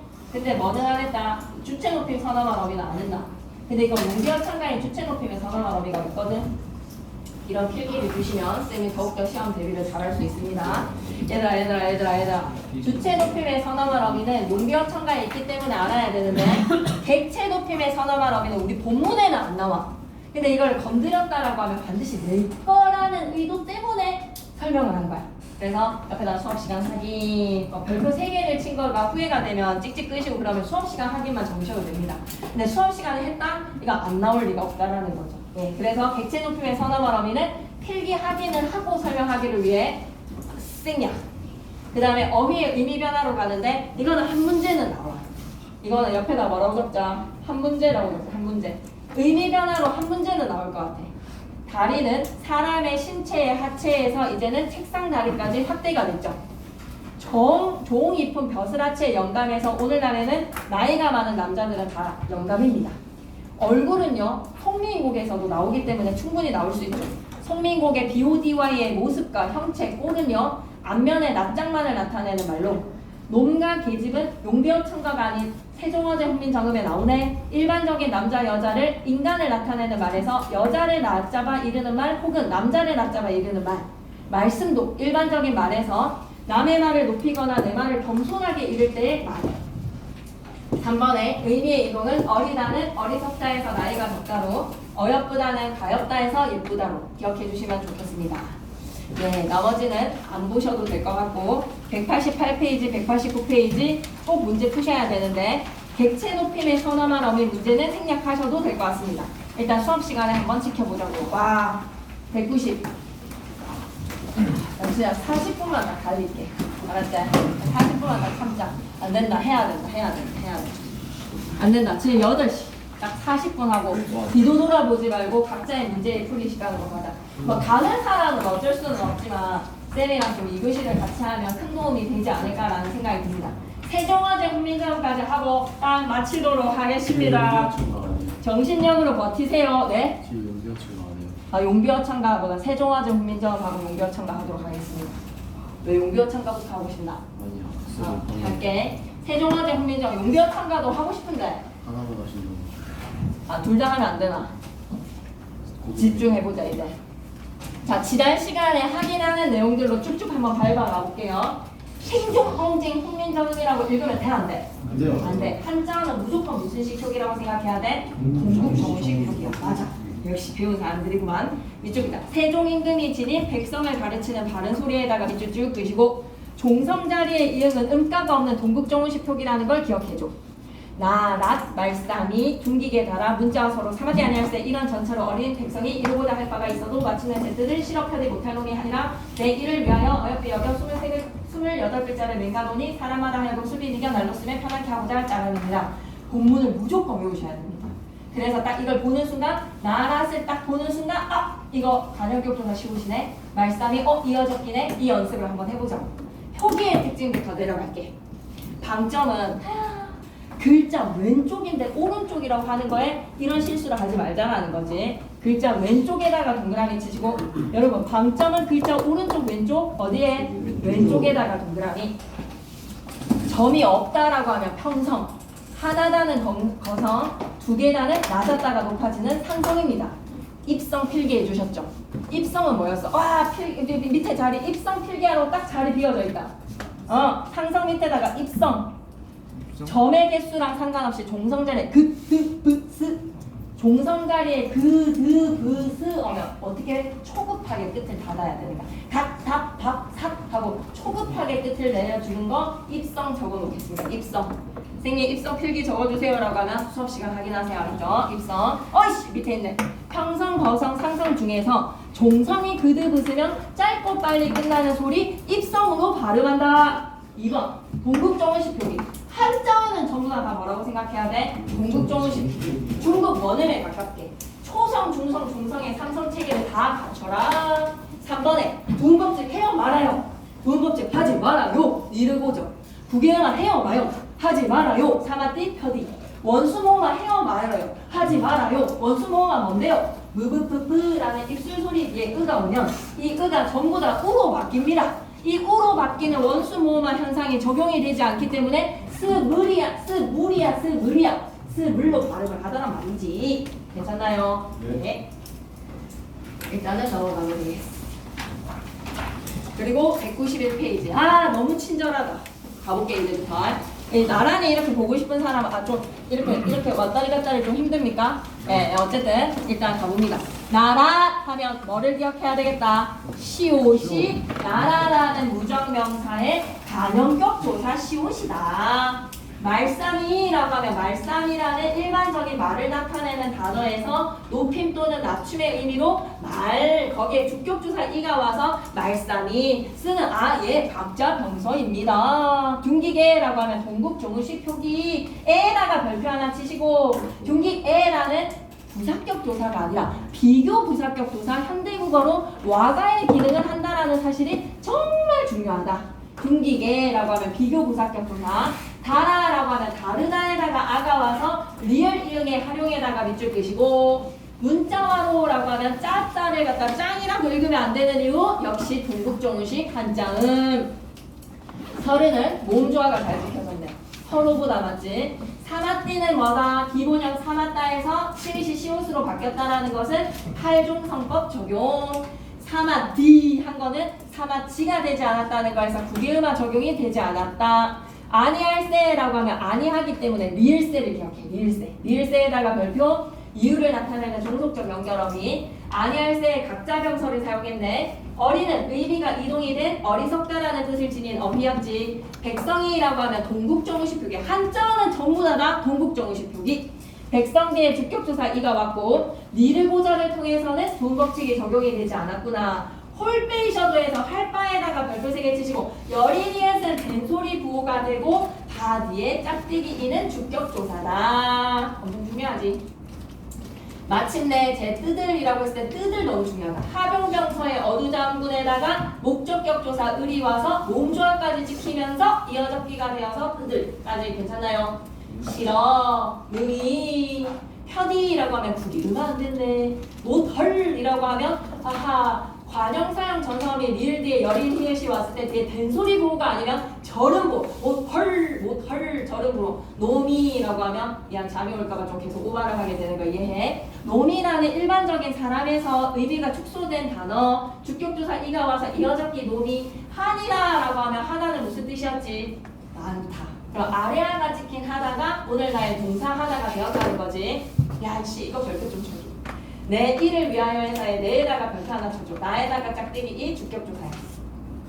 이를 윙하여가 아니라 위하여로 읽어주시는 동국정식 표기를 생각해 주시고 위하여가 아니라 위하야가 됐다는 것도 모음절을 잘 지키네요. 어여삐는 불쌍하게 여겨에서 너겨가 된 거는 두 법칙 적용이 안 됐네요. 새로 스번에다가 동그라미 원수 모음화가 안 됐네요. 28글자를 했을 때 그 28글자에 각자병서, 연서글자, 합용병서는 포함되지 않는다는 걸 명심해 주시고 모음에서도 초출자, 대출자만 기억해 주시고 냉간오니, 사람마다 하여금, 수비, 순경은 비읍이 뭐로 바뀐다, 사라졌다, 쥐, 니겨 두 법칙 안 되네. 날로 수매, 별표 3개. 수매는 무조건 시험에 나가야지.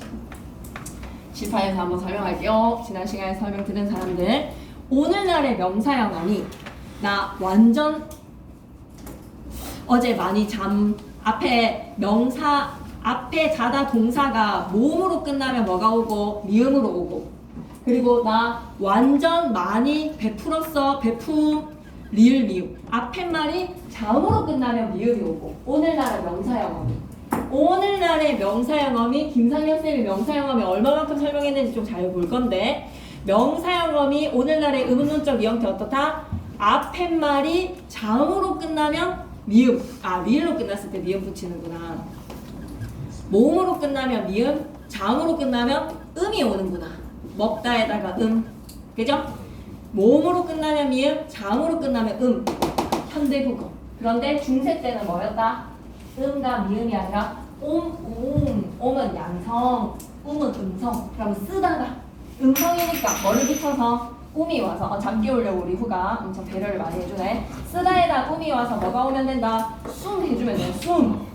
숨 해주고 뒤에 조사애가 와서 숨애가 되는 거야. 이 필기 이해되니? 쌤 이해 안 돼요 라는 거는 이제 1대1로 하자. 1대1로. 이거는 1대1로 하면 그냥 10초 만에 이해가 되는 내용이다. 편안케 삘난 이런 거 동국정식 하고자 할 때 이거 뭐다? 절음부 나라민이라 대소리대기 나라민이라 이어졌게 했죠, 그죠? 네. 세종어제 훈민정음은 어떻게 공부해야 하나요? 여러분의 마음이네요. 반복 읽으시고 문법 요소들 확인하시면 됩니다. 그래서 넘어가고 창현아 쌤이 이거 되게 시간 오래 많이 걸릴 줄 알았는데 끝내버렸네. 너의 요청대로 용기 요청을 하도록 하겠다. 너무 빨라요. 근데 다른 거는 있잖아. 어쩔 수가 없는 게 네. 이거 어떻게 해야 이거 해야 돼? 이 천천히 읽을 필요가 없어. 알겠습니다. 송아, 마누나 좀 빨라 나오나? 재윤이한테 물어보는 거다. 그러면 어떻게 해야 되겠니? 빠르다라고 이해한 사람들은 지난 시간에 내용이 소화가 안 됐기 때문이죠. 원순 모가 내가 모르는데 막 숨에 거리면서 명사형언이 옴꼼 이렇게 하는데 마치 필기도 막 말 안 하고 막 입으로만 얘기하고 넘어가네라는 사람들은 이제 어떻게 해야 되겠습니까? 남아서 문제를 좀 확인하면 오늘 필기 놓친 거를 한 번 더 짚으면서 쌤 설명을 들으면 완전 이해를 100% 하고 가는 수가 있다. 194페이지 가볼게. 그런데 조금은 모타를 천천히 돌려보도록 하겠습니다. 용비어천가 옆에 뭐라고 되어 있으니까 1445년에 짓고 47년에 간행이 되었다라고 얘기를 하니 어쨌건 이 본문은 16세기 국어예요? 15세기 국어예요? 17세기 국어예요? 15세기입니다. 그러면 아래아라든지 중세 국어의 모든 특징들이 다 여기에 초기의 모습이라고 생각해 주시고 밑줄 글자 조선 왕조의 창업을 노래한 장편 서사시에다가 밑줄 125장으로 이루어져 있어요.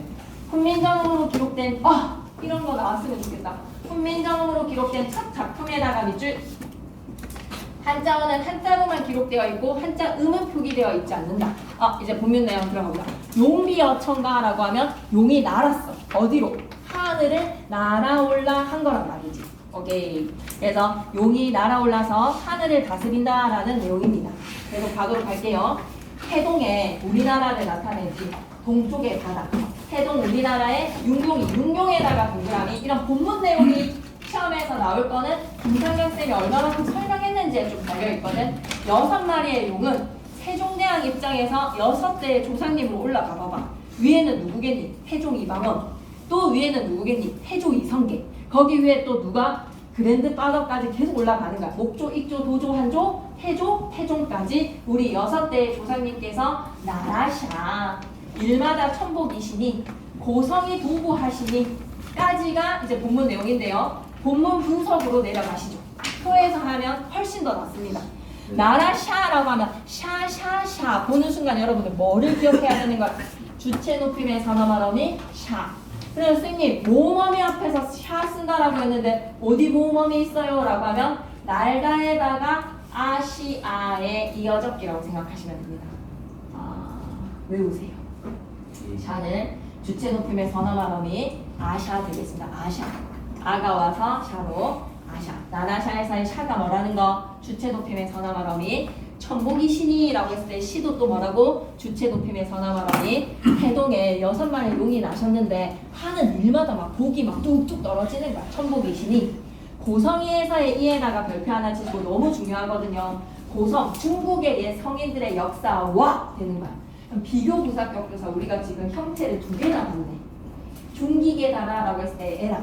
고성의사의 이랑 형태는 다르지만 둘 다 무슨 조사라는 거야? 비교부사격 조사. 와가랑 동일하다. 고성이가 주격조사가 아니라는 거 시험에 나오겠나 안 나오겠나? 좀 나와야 되지 않겠나? 고성이 동부하시니의 현대어 뜻풀이에 고성이 동부하시니로 주격조사로 현대어 뜻풀이 해놓으면 되겠니 안 되겠니? 현대어 뜻풀이는 와가로 바꿔놔야 됩니다. 고성과 동부하시니까지. 괜찮니? 동부하시니에서의 시도 뭐라고 생각해야 돼? 주체 높임의 선어 발음이 시가 되는 거지. 여기까지 괜찮니? 오케이, 이게 끝이야. 이게 한 장의 끝이야. 해동용용이 나라샤에서의 주체 높임 선어 발음이 샤. 일마다 천복이 신이에서의 주체 높임 시. 고성이에서의 이는 비교부사격 조사 와가라. 동부하시니에서의 시도 주체 높임의 선어 발음이 시. 짝이 맞다는 거지. 동부하다는 거는 중국 성인들의 역사와 목조, 익조, 도조, 한조, 태조, 태종의 역사가 동부하니 이건 뭐다? 천명이라는 거야. 조선의 건국은 쿠데타가 아니라 천명이다라는 것을 엄포하는 겁니다. 그 다음 순우리말로 사용된 이 장을 한번 보실까요? 이거 혹시나 다른 장을 프린트로 해주시면 빨리 톡을 좀 주시면 선생님 본문을 준비를 해놓을 수가 있겠죠. 그죠? 나가는 즉시 주면 뿌리 뒤에 주격조사 생략됐어. 뿌리가 깊은을 보는 순간 이어적기네. 남가는 밑에서 설명할게. 바람에다가 부사격조사 에가 더해져서 바람에 이어적기지. 아니멜세 할 때 리을세 때 뭐뭐 하기 때문에 꽃이 좋고 여름 하나니. 설명할 거 많습니다. 오늘 딱 마지막 곡이라고 생각하고 한번 칠판 봐주시면서 천천히 한번 해볼게요. 자, 부분 분석에서 빈칸으로 내려가면 뿌리에서는 뿌리 뒤에 뭐가 생략됐다는 거? 주격조사 생략할 수 있겠니? 오케이. 깊은을 그러면 어간 깊다에다가 어미 은이 와서 이어적기로 깊은 여기까지도 이해가 되니? 오케이. 그러면 남간에다가 별표 3개. 남간만 딱 고비만 넘기면 돼. 남간에다가 별표 3개. 얘들아, 남간이라는 단어의 명사 형태소를 분석해보면 나모라는 명사 뒤에 뭐가 붙었다는 거야? 조사가 안이 붙었다는 거야. 나모의 특수한 활용의 형태라는데 모음으로 시작하는 조사 앞에서 밑줄 꺼줘. 모음으로 시작하는 조사에다가 밑줄 끄시고 나모 뒤에 조사 뭐가 붙은 거야? 안이 더해진 거야. 안이 더해질 때 기역, 덧생긴 체언이라고 불러. 기역이 덧붙는 기역 종성 체언에다가 밑줄 끄시고 히읗 종성 체언 수업 시간에 설명하셨나 안 하셨나? 학습활동에 나와. 히읗 종성 체언은 설명을 할 수밖에 없어. 머리카락 할 때 머리가 히읗을 안고 있어서 가락이랑 더해져서 머리카락 된다 그랬잖아. 그지? 암이 히읗을 안고 있어서 것이랑 만나면 암컷 되고 수컷 된다 그랬지. 얘는 기역이 더 생긴다라고 해서 기역 종성 체언이야. 와씨 이거는 오늘 기억 이해하고 가야 된다. 4, 5가는 자료를 혼자서 할 수 있습니다. 자료 받고 문제 풀면 이해됩니다. 아치 고전 멋이 어렵나? 4, 5가 오늘 이거는 이해하고 가셔야 됩니다. 기억 종성 체험 할게요. 나무라는 명사 뒤에 양성이야 음성이야? 상미나 이거 한번 봐라. 나무에는 조사를 붙일 때 양성이야 음성이야? 나무 뒤에 이거 붙일까? 양성 붙이자. 그러면 양성이랑 결합이 될 때 기억이 더 생기는 이유는 묻지 말아요. 기억이 더 생기는 체언으로서 지가 갖고 있는 오가 탈락되고 무슨 형태가 돼버리는 거야? 주격조사 이가 왔다면 남기. 조사 안이 보조사 안이 왔기 때문에 무슨 형태가 된다? 남간이 된다는 겁니다. 기억이 더 생기는 체언. 설명 들어갈게요. 다시. 나모라는 명사에서 모음으로 시작하는 조사랑 같이 결합이 되면 기억이 더 생기는 체언이다. 기억 더 생긴 체언. 남기역에다가 안이 더해져서 남간이 된다는 거야. 그럼 이걸 통해서 여러분은 뭐다? 기역 덧셈긴 체언이네. 은이랑 안 중에서 안이 왔으니까 몸 좋아했네. 이어적기 했네. 세 가지 기억하시면 됩니다. 기역 덧셈긴 체언, 몸 좋아, 이어적기. 괜찮나요? 네. 그 다음에 바람에서는 바람 형태 좀 봐봐. 바람이라는 아래와 지켜져 있는 명사에다가 아이의 부사격 조사는 몸 조화를 시킨 거지. 어이가 아니라 아이가 왔으니까 몸 조화에 동의해. 그리고 얘는 바람의 안이 흔들린다라는 뜻으로 원인을 나타내는 부사격 조사야. 원인 부사격 조사에다가 밑줄 비교 부사격 조사, 원인 부사격 조사라면 원인 부사격 조사야. 괜찮니? 아니 밀세. 아니 밀세에서의 밀세 외워. 이후에 종속적 연결어미에다가 밑줄 세종어조 훈민정음에서도 아니할세가 나왔습니다.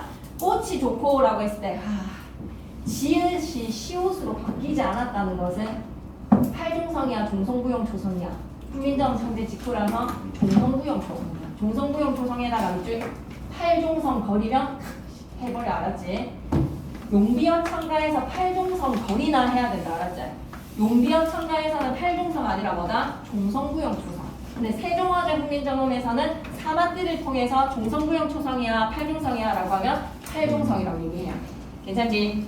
종성부용 초성에 꽃이 좋다라는 디귿을 사용했다라는 것은 국외음화가 적용이 안 된 거지. 좋고 여름 하나니라고 하면 하나니는 하나가 무슨 뜻이다? 많다라는 거야. 그러면 여름은 왜 열매일까? 서머가 아니라 열매네. 칠판을 한번 봐주실게요. 이게 나는 김상영 쌤이 이렇게만 설명하잖아. 이게 킬러야. 유일하게 이번 시험 범위에서는 어려운 거 있니? 고전시가에서 현대시까지 생각해봐봐. 독서 어려운 거 있을 수 있겠다. 독서 지문 그거 뭐 숫자 바꿔놓고 막 어려운 과학 지문 그 어려울 수 있겠지. 시우가 독서로 힘들었던 아무리 생각해도 쌤이 지금 독서를 제외해서 시험 범위를 나간 거에서는 이게 유일하게 어려워. 이것만 좀 잘 이해해봐봐. 기역 덧셈긴 체험은 이해할 수 있겠어? 기역 덧셈긴 체험. 나무가 양성의 안이랑 더해질 때 기역이 덧셈겨져서 남간까지 괜찮지? 그러면 씀에는 기억 이해될 수 있겠어? 씀에. 자 봐봐. 이렇게 설명할 것 같거든. 청소년은 꿈을 이렇게 쓰자. 꿈은 큰 꿈 할게. 큰 꿈, 원대한 꿈, 큰 꿈, 불가능한 꿈을 꿈은 청소년의 특권이다. 했을 때 이 미음이랑 이 미음이 문법적인 기능이 같나? 큰 꿈은 청소년의 특권이다 라고 했을 때 이 미음과 이 미음이 형태가 똑같아. 꾸다에다가 붙은 미음이야. 근데 기능이 똑같나? 아니라고 한다면 조금 더 붙여봐봐. 어떻게 다른지 한번 고민해보자. 큰 꿈에서의 미음과 이 꿈에서의 미음과 어떻게 다르다는 거지. 나 어제 겁나 악몽을 막 엄청 꿨어. 막 진짜 시끄러운 꿈. 내 피로의 원인이다. 시끄러운 꿈을 큰 꿈을 이 예시들을 통해서 그 다음에 깊은 잠이 보약이지. 잠은 렘수면 말고 숙면에 깊은 잠을 자라. 깊은 잠에서의 잠이랑 깊은 잠을 잠에서의 미움이라 형태가 똑같은데 문법적 기능이 같다 다르나? 어떻게 다른 것 같은데 좀 한번 고민해봐봐. 왜냐면 우리 3학년 2학기에 전성어미를 배웠잖아. 한번 고민해봐봐. 한번 고민하면 이거 진짜 쉽게 해결이 되니까 한 번만 생각해보자. 자, 첫 번째, 깊은 잠에서나 큰 꿈이나 시끄러운 꿈이나 관용어의 수식을 받을 수 있는 이 미음은 품사가 뭐야? 깊은 잠에서의 잠이랑 큰 꿈의 꿈이랑 시끄러운 꿈에서의 꿈을 품사를 물어보면 뭐라고 대답해야 돼? 관용어의 수식을 받고 있으니 얘는 이미 뭐야?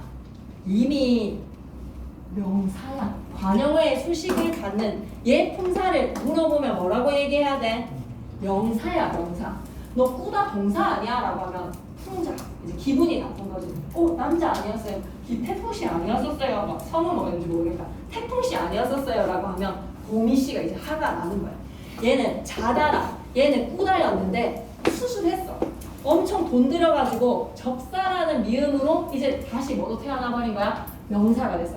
앞자리가 이제 3에서 4로 바뀌었어. 얘는 꾸다랑 자다라는 동사로 태어났지만 수술을 성공적으로 미음에 접사를 붙이는 순간 명사가 돼버린 거야. 이해되시나요? 깊은 잠이랑 큰 꿈이랑 시끄러운 꿈에 품사를 물어보면 뭐라고 얘기해야 된다고? 명사라고 얘기해야 돼.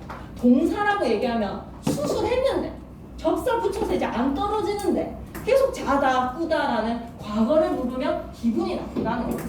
동사가 아니라 품사는 뭐라고 얘기해야 된다? 명사야. 근데 깊은 잠을 자다. 그것이 보약이다. 깊은 잠을 자다에 달을 톡 대고 미음을 붙이는 순간 변신. 깊은 잠을 이걸 우리는 뭐라고 불러? 깊은 잠을 자다 한 문장. 그것이 보약이다라는 두 문장을 한 문장의 변문장으로 만들기 위해 이때의 미음을 우리는 명사형 전성어미. 그래서 이걸 뭐라고 불러? 명사절. 큰 꿈을 꾸다. 그것은 청소년의 특권이다 해서 달을 떼고 미음을 붙여서 명사절 만드는 얘를 뭐라고 불러야 돼? 어미. 그러니 얘 자다, 얘 꾸다는 품사 동사. 깊은 잠이랑 큰 꿈은 명사. 뭐 때문에 그런 일이 일어난 거야? 얘 미음은 어미거든. 명사절 만드는 어미거든. 깊은 잠이랑 큰 꿈은 태풍이를 봄이로 만들어주는 수술의 접사거든. 그런데 현대국어에서는 공교롭게도 얘네들이 형태가 똑같은 거야. 음이랑 미음이라는 형태가 똑같은 거야. 동의하신? 동의하신? 안 돼. 안 되면 남아서 좀 설명 좀 들어줘. 다시 한 번 더 정리해볼게. 현대국어에는 명사형 전성어미랑 미음. 명사를 아예 다시 태어나게 만들어주는 접사, 음과 미음이 형태가 똑같다. 그래서 형태로서는 구분이 안 되고 뭐로? 기능으로 구분해야 돼. 큰 꿈을 꾸면 청소년의 특권이다. 큰이라는 가정의 수식을 받고 있는 꿈은 꾸다에서 미음에 접사를 붙여서 아예 명사 꿈이 되어버렸구나. 큰 꿈을 꾸다에 달을 떼고 미음을 붙여서 명사절을 만들었구나. 문법에서의 자리의 쓰임을 통해 어민지 접사인지를 구분을 해야 돼. 그런데 중세국어에서는 고맙게도 달랐어. 형태가. 명사형 전성어미 아까 쓰다를 통해서 뭐라는 거 알 수 있었어. 앞에 말이 양성이면 뭐가 오고? 옴. 이거 수업 시간에 이렇게 설명하는지 잘 들어줘. 이렇게 설명했다라고 하면 이건 100% 출제야. 알았지? 접사랑 이거랑 비교하셨다라고 하면 진짜 무조건 시험에 킬러야. 킬러. 앞에 말이 양성이면 옴, 음성이면 옴. 그래서 쓰다는 음성이야. 옴 붙일까? 옴 붙일까? 옴 붙여. 숨. 애 붙일까? 어이에 애 붙일까? 애. 그래서 수매가 만들어졌잖아. 여기까지 이해되시? 날로 수매. 여기까지 수매는 이해되시? 그러면 접사는 뭐가 있었냐면 아래아라는 음이 있었던 거야. 양성이면 아래아, 음성이면 뭐였던 거야? 음이야. 그러면 동사 열다에 명사를 만들어 보자. 열다에다가 음성이지. 그럼 뭐 붙일까? 아래아 찍을까? 찍을까? 찍어서 여름이라는 형태가 열매가 된 거야. 이해되십니까? 여름이 왜 서머가 아니라 왜 열매라고 뜻풀이가 되어있어요? 라고 하면 동사 열다에다가 명사형을 만들어주는 전미사 음이 더해져서 이어적기를 하니 뭐가 만들어졌다고요? 여름이 되는 겁니다. 그러니까 꾸다 가지고 태풍이 봄이로 만들어주자. 접사로 이 품사를 바꿔주자. 어떻게 할까? 꾸다에 더해주는 거야. 그러면 뭐 만들면 되는 거야? 끔이야. 끔. 지가 갖고 있는 건 탈락이야. 이 뒤에 거 붙이면 돼. 그 다음에 뭐 식이고 잠. 자다에다가는 뭐 붙이면 되겠니? 안 붙이면 돼. 그럼 뭐 만드는 거야? 잠 되는 거. 후시. 그러면 이게 지금도 아래아가 아로 바뀌어졌으니까 잠이랑 똑같은 형태가 되겠네. 괜찮습니까? 네. 그래서 김상경쌤께서 현대국어의 명사형 전성어미랑 왜 했잖아. 이걸 시험 범위가 아니지가 않았잖아. 현대국어의 명사형 어미 미음, 접사 미음이 형태가 똑같다. 현대국어는.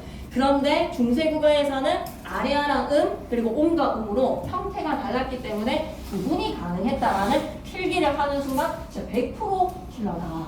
4.5 내지 4.8 가능하다. 그래서 꼭 말을 전달해주면 이런 거 문제 뭐 결합시키는 거를 막 퀴즈를 좀 내보세요. 알았죠? 네. 모든 고비가 다 끝났어요, 여러분. 와. 아무것도 어려운 게 없습니다, 이제. 네, 아이씨, 뭐하는 수고를 해. 얘들아, 그냥 단순 암기다, 진짜. 정말 단순 암기다. 아무런 사고력이 필요하지 않다. 외우기만 하면 된다. 그래서 열매가 어떻게 나왔는지만 기억해달라. 여름 옆에다가 적고 가시죠. 열다에다가 접사에는 양성의 음과 미음이 있으니까 열다에다 음이 더해져서 여름이 됐다라는 거. 셈이라고 하면 셈에다가 주격조사 이가 왔고 물은이라고 하면 적을 시간 좀 줄게. 이거는 적지마. 이 예시는 몰라도 돼. 현대 국어에는 접사랑 어미가 형태가 똑같아서 너 태풍이를 고미로 만들어준 접사인 거야 아니면 명사절 만드는 어미인 거야 라고 구분이 안 되는데 어미랑 접사의 형태가 그런데 중세는 완전 달랐다. 양성, 음성, 음운호적 형태가 있었다. 안 되는 사람 좀 남아주시고요. 세미의 주격조사 이어잡기 괜찮나요? 물은에서 원수로 오면 안 됐다. 그리고 이어잡기 됐다. 괜찮나요? 가마레에서의 에에다가 별표 원인 부사격조사. 셈이 깊은 물은 가뭄에도 안이 그치기 때문에 가마레에서의 에 괜찮습니까? 그칠세에서의 리을세 이유를 나타내는 종속적 연결함이 괜찮습니까? 내희에다가 별표 3개. 기역 종성체연, 히읗 종성체연. 이것만 좀 잘 구분해봐봐. 내가 히읗을 원래 안고 있었어. 내희니까 주격조사 이가 왔을 때 그대로 이어잡기가 되어서 내희가 되는 거야. 선생님 이 희는 어디에서 왔어요? 라고 하면 내가 안고 있다가 몸으로 시작하는 주격조사 이랑 만나니까 내희가 된 거야. 발 아래에서의 에에다가 나 이거 강력하게 밀고 싶은데 나보고 만약에 그럴 일은 없겠지만 중간고사 문제 내라고 하면 좀 전에 발 아래에다가 바람에서의 에는 원인 부사격 조사였죠. 감 아래에서의 에도 원인 부사격 조사였죠. 근데 세 번째에 발 아래에다가 에는 원인 부사격 조사가 아니라 뭐라고 되어 있어요? 우리 장현이가 좀 읽어줘. 이 아이는 무슨 조사야? 똑같은 형태의 아이 세 개야. 근데 바다에 가나니에서의 바다. 고토오션 맞나요? 미안해요. 고토오션인지 뭔지 모르겠지만 이때 애는 뭐야 돼? 처소가 되는 거야. 차이 아시겠나요? 바람에 안이 흔들리고 가뭄에 안이 그친다라는 아이의 애가 원인 부사격 조사였는데 마지막에 발알 플러스 애는 초소 부사격이 되는 거. 아시겠나요? 쌤은 밑줄 꺼놓고 세 가지 다 같은 부사격 조사의 기능이다. 의미가 같다라고 하면 땡땡땡. 바람에 가뭄에는 원인. 바다에서의 애는 바다로 가자. 학교에 가자. PC방에 가자. 처소. 장소를 나타내는 처소. 근데 진짜 40분 내가 넘기면 내가 진짜 안 넘길게. 됐네. 다 됐지 그지? 소학원에는 16세기 국어로 안 나오니까 뒤에 소학원의 문제는 풀 필요가 있다 없다?